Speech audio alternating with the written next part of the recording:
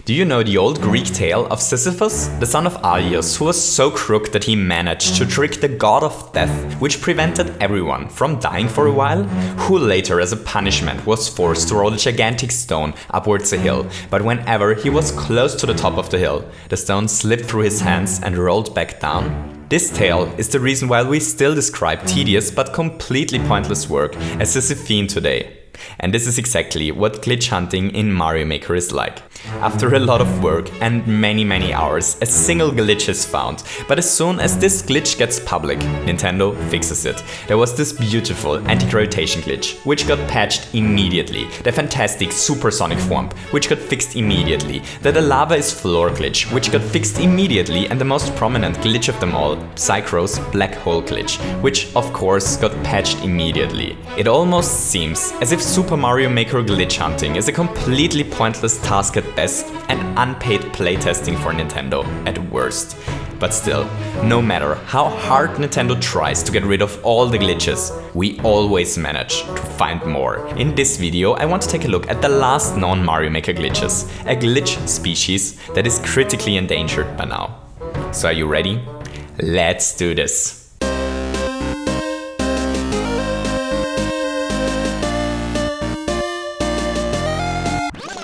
The first glitch Mario has to endure today is the hover beetle. So first, shout out to YouTube user A, who left me a link to a glitch showcase video made by Smash Boss, which showcases this fantastic trick.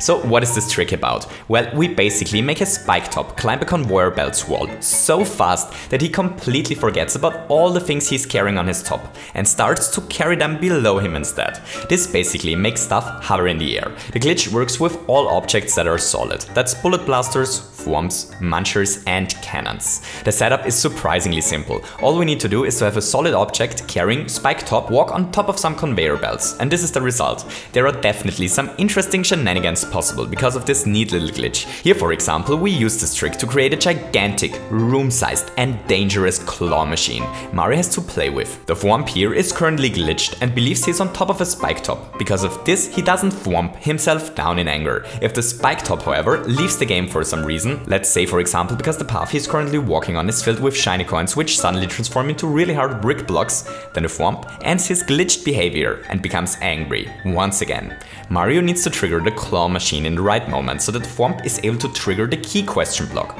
But if he fails, he's imprisoned in this horrific claw machine for eternity. Hooray! Next, let's take a quick look on a couple of smaller and probably useless glitches. With a little bit of setup, it is possible to stack tons of clown cars on top of each other, which is invisible for a poor clown car driving plumber, until he decides to actually drive a clown car. This is one possible setup to get this effect. With the latest patch, the behavior of solid entities was fixed when there is a coin behind them, which transforms into a brick block once a P-switch is triggered. Previously, the objects moved into one direction until there were no more blocks blocking it. This fixed a couple of funny glitches, but you know the old saying, whenever a glitch is fixed, a new one is born. For some weird reason, solid objects now decide to move through skeleton roller coasters if their current living space becomes too crowded. Sadly, I'm not entirely sure what this can be used for, but luckily, I do know what our next glitch can be used for: to punish nasty sledge bros. Winged question blocks do not unspawn enemies on top of them when loaded, which leads to a couple of really weird interactions. All we need to do to create this is to put winged question blocks on top of an enemy.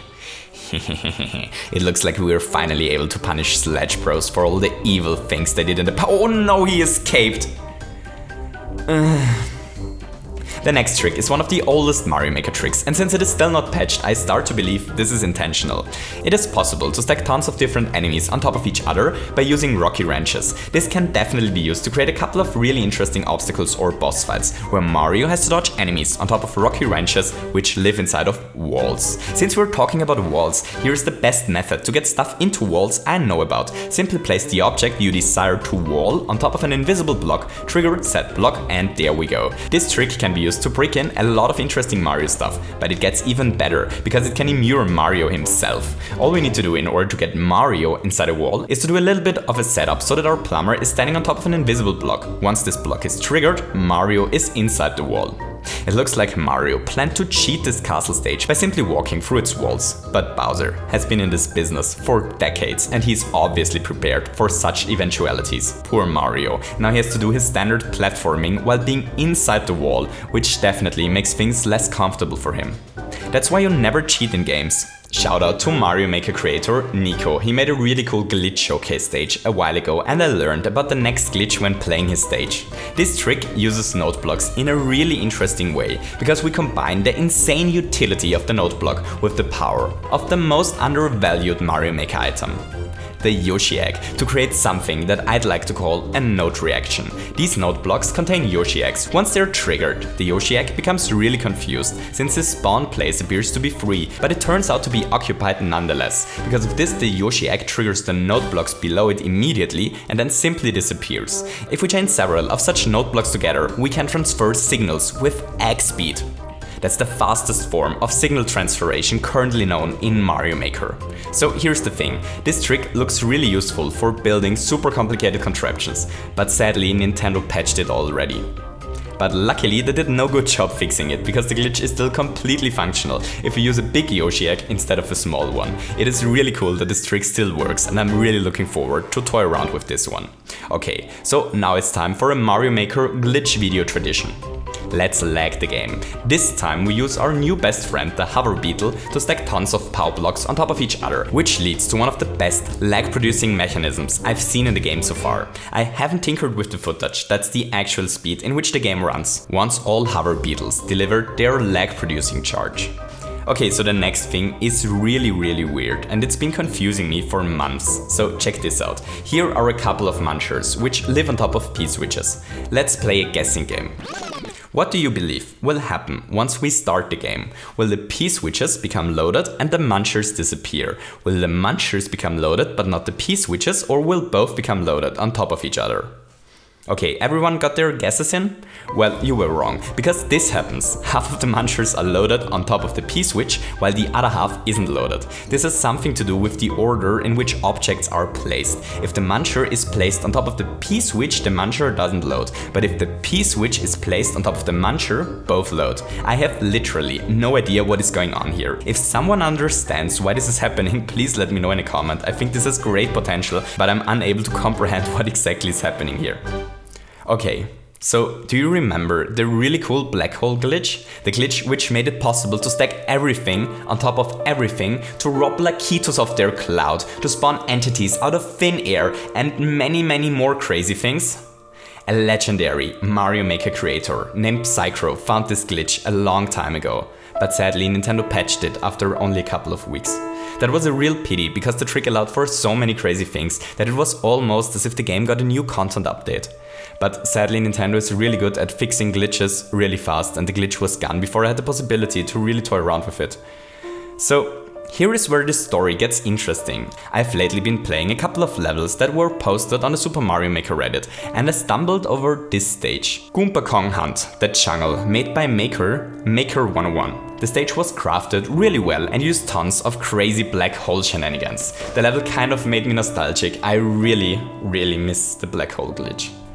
But then I checked the upload date of the stage, and as it turns out, this level was built on the current Mario Maker patch.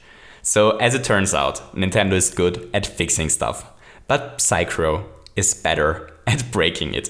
Huge shout out to Psychro, it is incredible what he's been doing for the Mario Maker community. He actually found a new way to produce the glitch on the current patch, and it is surprisingly easy to pull off as well. If you're interested in toying around with this trick, you can find a link to the tutorial on how to do the trick in the description, alongside to a link to Psychro's homepage and links to some really fun to watch and helpful tutorials which Blue Television Games made a while back on how to pull off some of the more crazy black hole tricks. I can't wait to toy around with this glitch more, and I really hope that Nintendo leaves it in the game this time. So with that being said, thanks for watching this little video, I hope you enjoyed it. If you enjoyed it, don't forget to leave me a thumbs up, and maybe you feel especially like 40 forms stacked on top of each other in a really tight space, which makes things so crowded that you actually start to produce a black hole, and want to hit the subscribe button as well. I hope that you have a wonderful day and to see you soon. Goodbye!